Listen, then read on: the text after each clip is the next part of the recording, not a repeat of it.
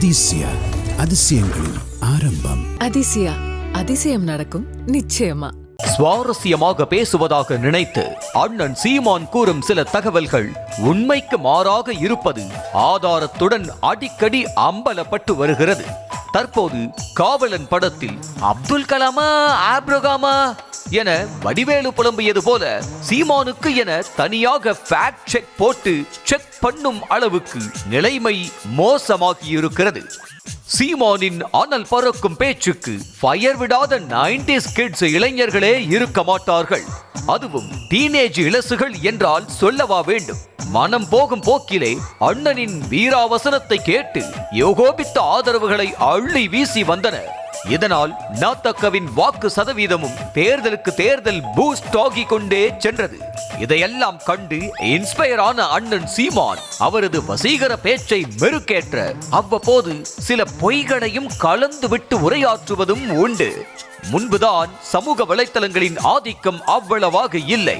அப்போது அளந்து விட்டாலும் ஆராய்வதற்கும் ஆள் இல்லை. ஆனால் இப்போது அண்ணனின் பூதாகரமான பொய்களை கூட புஷ் என்று மாற்றும் அளவிற்கு செயற்கை நுண்ணறிவு தொழில்நுட்பம் வளர்ந்து விட்டதல்லவா? அப்படியாவது சுதாரித்து கொண்டு தனது பேச்சுகளை சுய பரிசோதனை செய்திருக்க வேண்டாமா என்பதுதான் பலரது கேள்வியாக இருக்கிறது. அப்படித்தான் கடந்த சில நாட்களுக்கு முன்னர் செய்தியாளர்களிடம் உருக்கமாக பேசிய அவர் காமராஜர் மறைவுக்கு அறிஞர் அண்ணா கதறி அழுததாக கூறினார். இதை முதலில் பலரும் நம்பிவிட்ட நிலையில் பிறகுதான் வரலாற்று பக்கங்களை திருப்பி பார்த்தபோது தெரிய வந்தது அண்ணன் கூறியது அப்பட்டமான பொய் என்று. ஆமாம், அண்ணா இறந்ததோ 1969ஆம் ஆண்டு. ஆனால் அதற்கு 6 ஆண்டுகள் கழித்தே காமராஜர் மரணத்தை தழுவினார். அப்படி இருக்கும்போது இறந்து போன அண்ணா எப்படி நேரில் வந்து காமராஜருக்கு காதறி அழுதிருக்க முடியும் என கிண்டல் செய்தனர். இப்படித்தான் சாதி பார்த்து போடும் ஓட்டு எனக்கு தீட்டு என தொண்டை தண்ணீர் வற்ற பேசும் சீமான் பம்மல் நாடார் பேரவை நடத்திய கூட்டத்தில் பேசியதும் பொய் என்பது தெரிய வருகிறது. காமராஜர் கட்டிய பள்ளியில்தான் அப்துல் கலாம் கல்வி பயின்றதாக சீமான் உரத்த குரலில் பேசி அங்கிருந்த நாடார் சமூக பிரதிநிதிகளை நரம்பு புடைக்க வைத்தார்.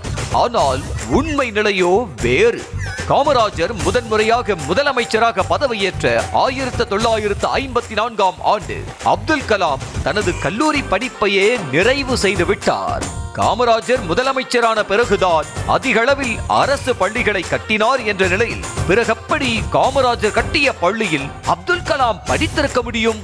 இன்னும் சொல்ல போனால் அப்துல் கலாம் பள்ளி கல்வியை பயின்றது கிறிஸ்தவ மிஷனரி பள்ளியில்தான் என்ற உண்மையும் தெரிய வருகிறது. ஒரு தலைவன் அந்த 6000 பள்ளிக்கூடங்களையும் திறந்து 14000 பள்ளிக்கூடங்களிலிருந்து படிக்க வச்சார். அவர் திறந்த பள்ளிக்கூடத்தில் படிச்ச பேரன்தான் இந்த சீமான், இந்த அப்துல் கலாம், இந்த அப்துல் கலாம், அப்துல் கலாம், அப்துல் கலாம். இன்னைக்கு உலகத்தில் இருக்கிற பெரிய பெரிய தமிழ் அறிஞர்கள் பூரா. இது தவிர சிவகங்கை என்ற மாவட்டம் உருவாகும் முன்பே பிறந்த சீமான் சிவகங்கை மாவட்டத்துக்காக 5 வயதில் போராடி இருப்பதாக கூறுவதை எப்படி நம்ப முடியும்?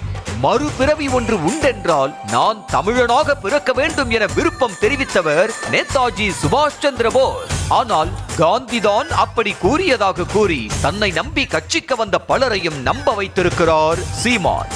இப்படித்தான் ஒரு முறை தேனீக்கள் இனம் அழிந்த 4 ஆண்டுகளில் மனித இனம் அழிந்துவிடும் என ஐன்ஸ்டீன் சொன்னதாக கூறினார் சீமான்.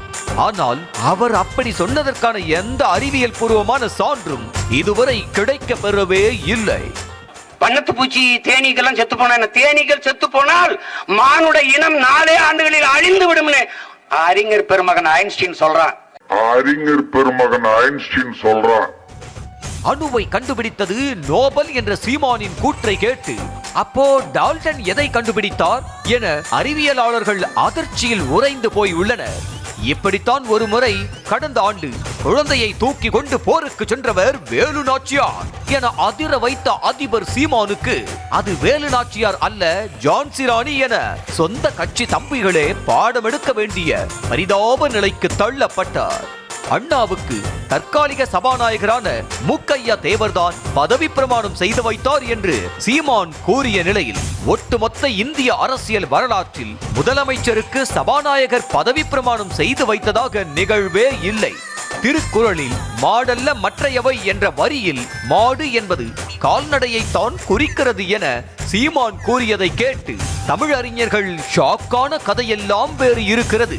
கேடில் விழிச்செல்வம் கல்வி ஒருவருக்கு மாடல்ல மற்ற எவை என்று நமது வள்ளுவ பெருமகனார் தந்தருளிய மறைமொழியில் கல்விதான் மானுடனுக்கு செல்வம், ஆனால் மாடும் நம் செல்வங்கள் என்பதை வலியுறுத்தி பாடுகிறார்.